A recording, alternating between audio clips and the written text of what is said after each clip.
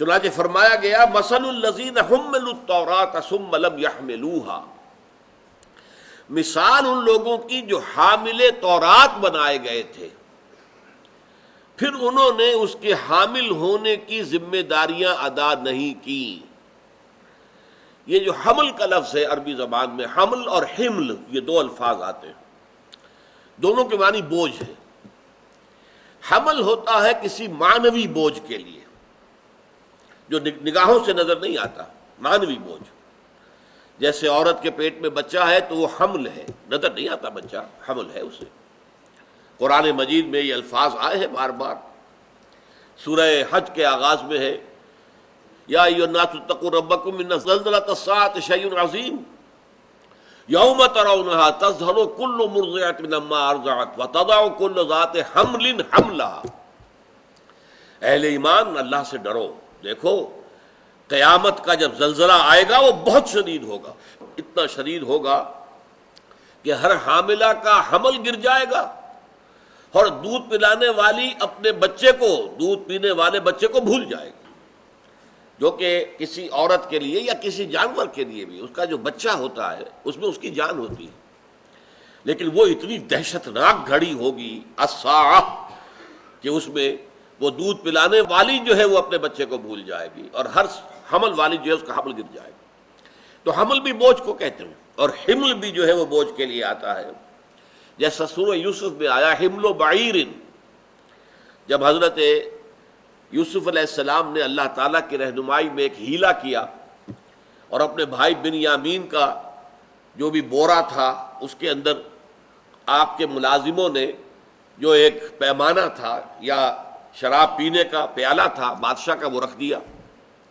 اس کے بعد اعلان ہوا کہ اے قافلے والو تم تو چور ہو۔ انہوں نے پوچھا کہ کیا چیز گم گئی ہے آپ کی؟ آپ کو معلوم ہے ہم یہاں فساد کرنے نہیں آئے، ہمارا ملک جو ہے شدید ترین قحط میں ہے، تو یہاں سے اناج لینے کے لیے آئے ہیں، کوئی فساد کرنے نہیں آئے۔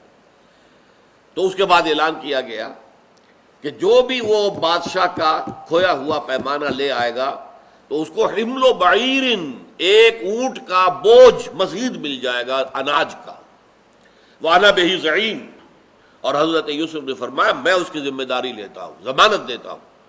کہ جو بھی وہ واپس لے آئے گا اس کو ایک بوجھ جو ہے مزید، ایک اونٹ کا بوجھ وہ انہیں مل جائے گا، حمل و بعیر۔ تو حمل اور حمل، اور اس سے فعل جو بنتا ہے حمل یحمل، اٹھانا۔ لیکن ایک اور لفظ آیا ہے قرآن مجید میں، خاص طور پہ سورہ بقرہ کے آخر میں، اسے اسر کہتے ہیں۔ اسر کہتے ہیں ایسا بوجھ کہ جس کے نیچے انسان دب کر رہ جائے، حرکت نہ کر سکے، بوجھ اتنا شدید ہے کہ دب گیا اس کے نیچے، وہ اسر ہے۔ اور جو ایک حمل اس کو کہتے ہیں جس کو لے کر انسان چلے، اور حمل حمال ہم کہتے ہیں اس کو ہے، پلے دار، جو بوجھ لے کر ایک جگہ سے دوسری جگہ جاتا ہے وہ حمال ہے۔ تو حمل کہتے ہیں وہ بوجھ جس کو لے کر انسان چل سکے، اور اسر کہتے ہیں وہ بوجھ جس کے نیچے انسان دب کر رہ جائے۔ وَلَا تَحْمِلْ عَلَيْنَا إِصْرًا كَمَا حَمَلْتَهُ عَلَى الَّذِينَ مِن قَبْلِنَا۔ اے اللہ ہم پر ویسا اسر، ہمارے اوپر اس کی ذمہ داری نہ ڈال دیجو جیسا کہ تو پہلے امتوں کے اوپر ڈالتا رہا ہے، ہمارے لیے آسانی فرما۔ اور آپ کو معلوم ہے کہ شریعت محمدی صلی اللہ علیہ وسلم میں آسانی جو ہے وہ ایک بہت مرکزی نقطہ ہے، اور حضور نے اپنے امت کے علماء کو اور جو بھی زعماء ہو انہیں ہدایت کی، یسروا ولا تعسروا، دیکھو لوگوں کے لیے آسانیاں پیدا کرو، سختیاں پیدا نہ کرو، خام خواہ کو سخت سے سخت بات بناتے چلے جانا۔ یہ ہوتا ہے بعض مذہبی لوگوں کے اندر کہ ان کے اپنے اندر جو ہے تقویٰ کا کچھ اتنا زور ہو جاتا ہے، جس کو مولانا مودودی مرحوم کہتے تھے تقویٰ کا ہیضہ ہو جانا، کہ وہ پھر سخت سے سخت بات کرتے ہیں اور دوسروں کے اوپر بھی وہی لاتے ہیں۔ اب اس سے یہ ہے کہ فتنہ پیدا ہوتا ہے، جو لوگ نہیں اٹھا سکتے پھر گویا کہ ان میں ایک گلٹ پیدا ہو جاتا ہے، گلٹی کانشنس، کہ میں وہ ضروری کام جو کرنا تھا میں نہیں کر پا رہا، حالانکہ وہ بات ضروری تھی ہی نہیں، وہ خامخواہ اضافی طور پر بوجھ تھا، اسرن۔ یہی لفظ اسر آیا ہے سورہ اعراف میں۔ حضور کے فرائض میں سے یہ بھی ہے وَيَضَعُ عَنْهُمْ إِسْرَهُمْ وَالْأَغْلَالَ الَّتِي كَانَتْ عَلَيْهِمْ، ان پر سے وہ بوجھ ہٹا دے جو ان کے ربیوں نے اور ان کے بڑے بڑے فریسیوں نے اور عالموں نے اور فقیہوں نے جو ایک لمبا چومار بنا کر شریعت کا ان کے سر پر لاد دیا تھا، اسرہم، والاغلال التي كانت عليهم، اور توق جو ان کے گلے میں ڈال دیے تھے، حضور نے آ کر انہیں آزاد کیا ہے۔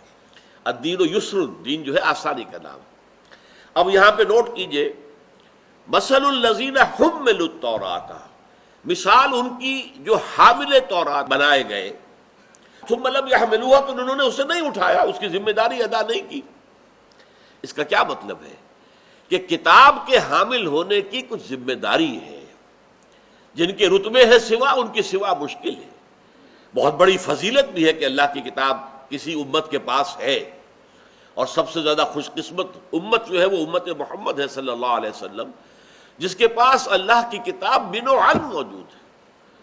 کوئی تحریف اس میں نہیں ہو سکتی، نہ آج تک ہو سکی ہے۔ قرأت کا فرق ہو سکتا ہے، کتابت کے اندر کوئی فرق ہو سکتا ہے، لیکن قرآن کا جو ٹیکسٹ ہے اس میں کوئی فرق نہیں ہو۔ ترجمے میں تحریفیں ہو گئی ہیں اور تفسیروں میں تحریفیں ہو گئی ہیں، انسانی خیالات اور تصورات ان میں داخل ہو گئے، متن میں کچھ نہیں ہو سکتا۔ محفوظ ترین کتاب، نہ تورات محفوظ ہے اس وقت دنیا میں، اور نہ انجیل محفوظ ہے، نہ زبور محفوظ ہے، اور صحف ابراہیم تو اکثر لوگوں کے خیال میں تو دنیا میں ہے ہی نہیں۔ وہ تو میرا ذاتی خیال ہے کہ اپنشد جو ہیں ہندوؤں کے، وہ صحف ابراہیم کی بگڑی ہوئی تحریف شدہ شکل ہے، واللہ عالم، یہ خیال ہے۔ مثل الذین حملوا التوراۃ ثم لم یحملوها، مثال ان لوگوں کی جو حامل تورات بنائے گئے، اور حمل میں آپ کو بتا چکا ہوں، بوجھ لے کر کہیں جانا، یعنی جو وارث بنے ان کا فرض یہ تھا کہ وہ کتاب کو دوسروں تک منتقل کریں، اسے پہنچائیں، اس کے حق تبلیغ ادا کریں، اس کا حق تعلیم ادا کریں، اس کا حق تبیین ادا کریں، یہ ان کی ذمہ داری تھی۔ چنانچہ سورہ آل عمران کی آیت نمبر 187 میں فرمایا گیا، وَإِذْ أَخَذَ اللَّهُ مِيثَاقَ الَّذِينَ أُوتُوا الْكِتَابَ، اور یاد کرو جبکہ اللہ نے عہد لے لیا تھا ان سے جنہیں کتاب دی گئی تھی، تورات دی گئی تھی، لَتُبَيِّنُنَّهُ لِلنَّاسِ وَلَا تَكْتُمُونَهُ، تم لازماً اسے لوگوں کے سامنے واضح کرو گے، بیان کرو گے، عام کرو گے، اسے چھپاؤ گے نہیں۔ فَنَبَذُوهُ وَرَاءَ ظُهُورِهِمْ، تو انہوں نے جو اپنا میثاق تھا، اللہ سے معاہدہ تھا، اس کو اپنی پیٹھوں کے پیچھے پھینک دیا، وَشَرَوْا بِهِ ثَمَنًا قَلِيلًا، اور کچھ حقیر سی قیمت حاصل کر دی، یعنی فتوے دیے غلط، اصل تورات کو چھپائے رکھا۔ تمہیں تورات سے کیا لینا ہے، ہم سے فتویٰ مانگو نا۔ آج ایک بہت بڑی تحریک اور جماعت یہی کہتی ہے، تم قرآن مت پڑھو، بس صرف پڑھو ناظرہ اور پڑھ کے ثواب لے لو، بس باقی ہم سے پوچھو، فتویٰ ہم دیں گے، علماء موجود ہیں، مفتی موجود ہیں، فتویٰ ہم دیں گے۔ تم نے ترجمے سے پڑھا یا ترجمہ کیا یا خود ترجمے کی کوشش کی، تم گمراہ ہو جاؤ گے۔ یہ آج کی ایک بہت بڑی تحریک اور جماعت کا، اور عام طور پر بھی علماء کا خیال ہے کہ عام آدمی کو جب تک کہ وہ 16 برس کی تعلیم حاصل نہ کرے، چٹائی توڑ، اس وقت تک اسے قرآن مجید کا ترجمہ جو ہے وہ نہیں پڑھنا چاہیے، اس سے اس کے گمراہ ہونے کا اندیشہ ہے۔ تو یہاں یہ قرآن کہہ رہا ہے کہ تم چھپاؤ گے نہیں کتاب کو، کہ بس وہ تو ہمارا ہی پریروگیٹو ہے، ہم جو چاہیں جس طریقے سے ہم اس کو پڑھیں گے، تمہیں فتویٰ بتا دیں گے بس یہ حرام ہے یہ حلال ہے، اور اس فتوے کے عوض پھر پیسے لیں گے، نذرانے ہوں گے۔ تو یہ گویا کہ وہ اللہ کی کتاب کو بیچتے ہیں حقیر سے منافع کے لیے، دنیاوی منافع۔ فَبِئْسَ مَا يَشْتَرُونَ، تو بہت ہی بری شے ہے جو وہ لے رہے ہیں، جو بھی دنیاوی مفادات حاصل کر رہے ہیں کتاب اللہ کو چھپا کر اور بس اپنے من گھڑت فتوے دینے سے۔ اب آپ نوٹ کیجئے کہ یہ تھی بنی اسرائیل کی ذمہ داری، حالانکہ بنی اسرائیل کے لیے یہ ذمہ داری صرف بنی اسرائیل کے لیے تھی، باقی جنٹائلز یا گوئمز یا باقی پوری دنیا کے لیے حضرت موسیٰ رسول نہیں تھے، نہ تورات ان کے لیے اتری تھی، یہ تو در حقیقت صرف بنی اسرائیل کے لیے تھی۔ تو گویا کہ اس سے لاکھ گنا بڑی ذمہ داری ہو گئی امت محمد کی صلی اللہ علیہ وسلم، کہ ان کو تو بھیجا گیا پورے انسانی دنیا کی طرف، وَمَا أَرْسَلْنَاكَ إِلَّا كَافَّةً لِلنَّاسِ بَشِيرًا وَنَذِيرًا، اے نبی ہم نے نہیں بھیجا ہے آپ کو مگر پوری نوع انسانی کی طرف بشیر اور نذیر بنا کر۔ گویا کہ امت محمد صلی اللہ علیہ وسلم کی ذمہ داری تو پوری انسانیت تک قرآن کو پہنچانا ہے۔ اب اگر وہ قرآن کو خود نہ پڑھیں گے تو کیا پہنچائیں گے، نہ سمجھیں گے تو کیا سمجھائیں گے، خود عمل نہیں کریں گے تو دوسروں کو کیسے دعوت دیں گے، خود قرآن کا نظام قائم نہیں کریں گے تو کیسے دوسروں سے کہیں گے کہ اس نظام کو قائم کرو۔ یہ ہے وہ ذمہ داری جو آج مسلمان ادا نہیں کر رہے، اور جس کے نتیجے میں وہ عذاب الہی کا اس وقت عذاب الہی کے شکنجے میں آئے ہوئے ہیں۔ ضربت علیہم الذلۃ والمسکنہ، یہ ذلت اور مسکنت جو ہم پر تھوپ دی گئی، بڑی بڑی طاقتیں جو ہیں وہ تو کافروں کی ہیں۔ امریکہ ہے جو للکار رہا ہے اور بڑکے مار رہا ہے، ہم جو چاہے کریں گے۔ ہم جس ملک کو سمجھیں گے کہ وہاں کوئی اندیشہ ہمارے لیے مستقبل میں ہو سکتا ہے، ہم پہلے اس کے اوپر جھپٹ کر حملہ کر دیں گے کھل کر۔ نہ کوئی بین الاقوامی قانون کی ہمیں پرواہ ہے، نہ اپنے الائز کی پرواہ ہے، نہ دنیا کی رائے عامہ کی ہمیں پرواہ ہے۔ وہ ہماری طاقت ہے، ہم اس طاقت کا جیسے چاہے استعمال کریں،